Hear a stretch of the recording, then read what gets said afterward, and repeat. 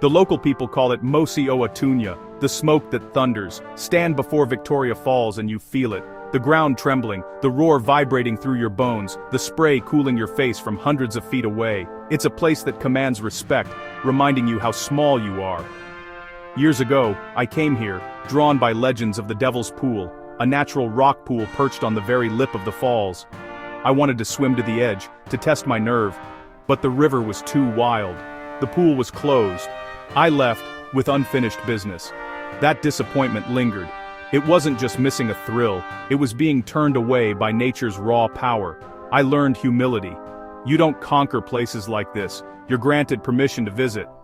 The memory of that roar became a symbol, a challenge yet to be met. Life took me elsewhere. Jungles, deserts, frozen peaks. But Victoria Falls remained a quiet whisper in my mind.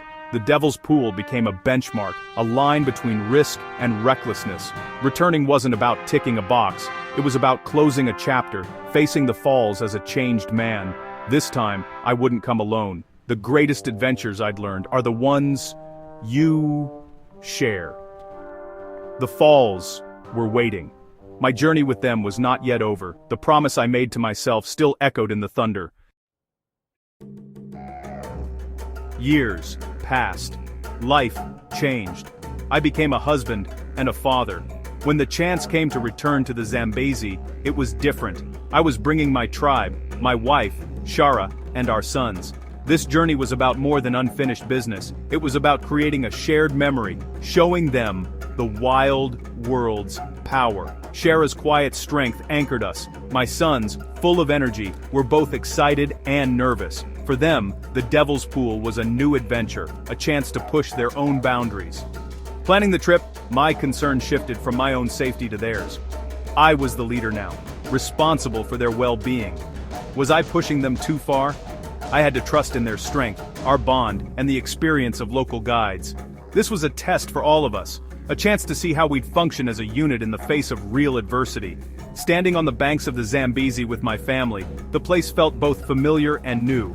I saw wonder in my sons' faces, quiet resolve in Shara's gaze.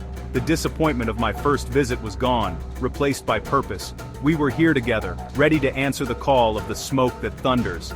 This time, as a family, we were ready. The journey to the Devil's Pool began not with a leap, but with a pen. Liability waivers, stark reminders of the real dangers ahead. Signing was a moment of commitment, acknowledging risk, trusting our guides, and ourselves. I watched my family sign, my son's hesitation, Shara's careful reading. It was our first test. With each signature we said, yes, we understand, yes, we're ready. Our guide, Joseph, gathered us for a briefing. His calm voice carried the weight of experience. He explained the river's currents, the need to cross in single file, gripping a rope, watching our footing. The river, he said, is a living entity, powerful, demanding respect. His words weren't meant to scare, but to prepare us. The roar of the falls grew louder, anticipation thick in the air. We stood on the edge of a continent, about to step into one of its most powerful arteries. Fear mingled with excitement, a knot in my stomach, but also exhilaration. This is what it means to be alive, to face your fears, step into the unknown, and trust your strength. The waivers were signed, the briefing over. It was time to meet the Zambezi. Our adventure had officially begun. We stepped into the Zambezi. The water was shockingly cool, the current strong. Upstream from the main cascade, the river looked calm, but beneath, it pushed relentlessly toward the drop. We gripped a safety rope, moving carefully over slick rocks. The river's a thriving ecosystem, and we were visitors. Joseph pointed to an eddy.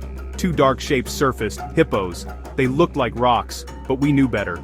Hippos are fiercely territorial, unpredictable.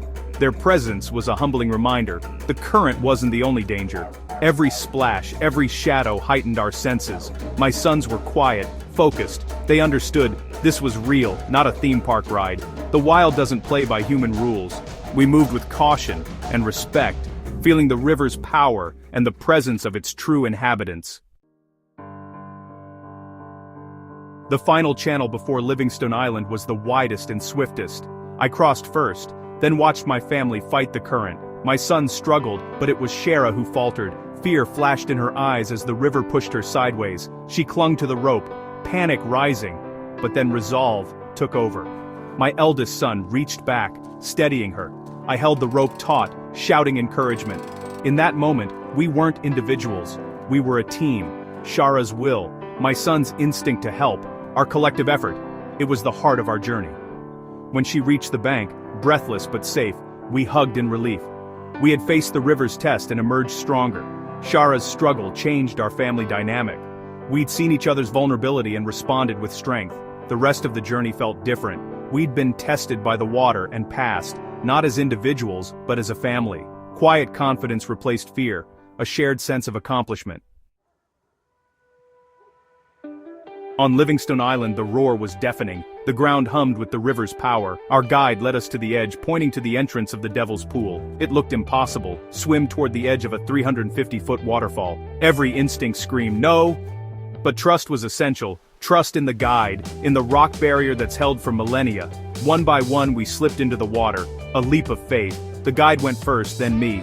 Inside the pool, the water was surprisingly calm. I helped Shara, who entered with newfound determination.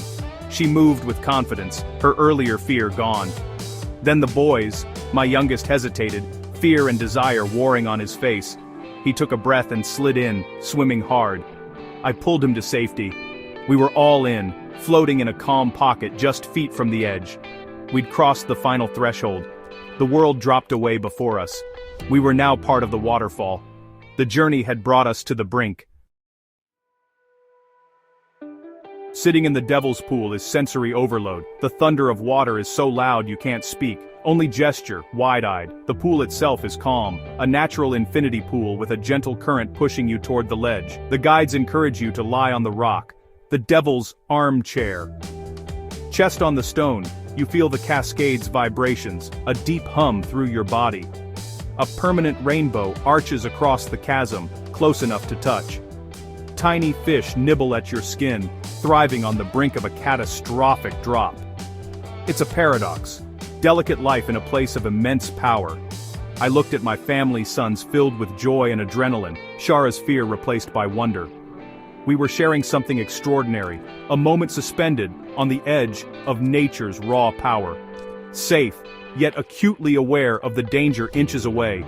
It was perfect, terrifying, beautiful balance. From the Devil's Pool, the world looks different. You're not looking at the waterfall, you're inside it. The Batoka Gorge stretches before you, the Zambezi a silver ribbon far below. Birds soar on updrafts, flying beneath your feet. The view reorders your sense of scale and place.